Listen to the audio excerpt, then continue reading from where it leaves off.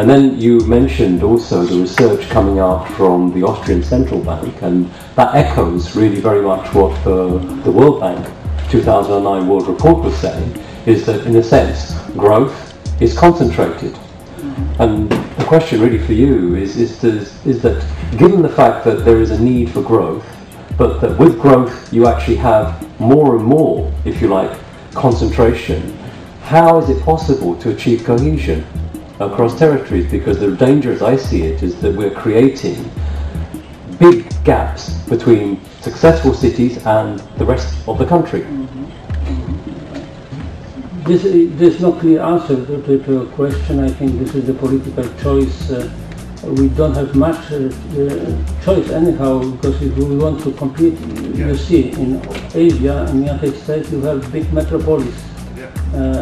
In Europe, we have only Paris and London who could compete.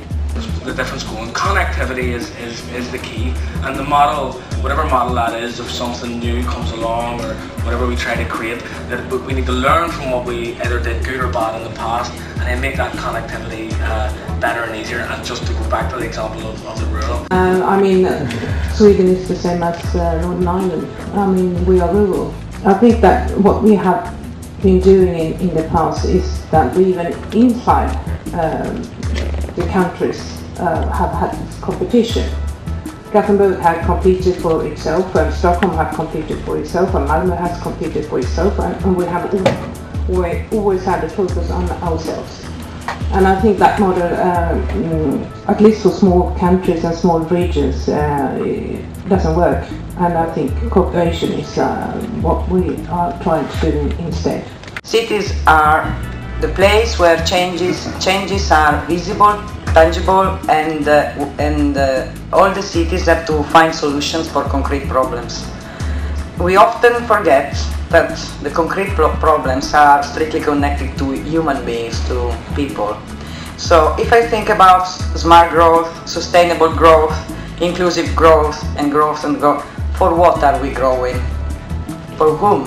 From one point of view, I'm fascinated by the fact that we could think about bigger regions. There is also the debate that has not been touched till now about the Euro regions. It is something that is in the air, for instance.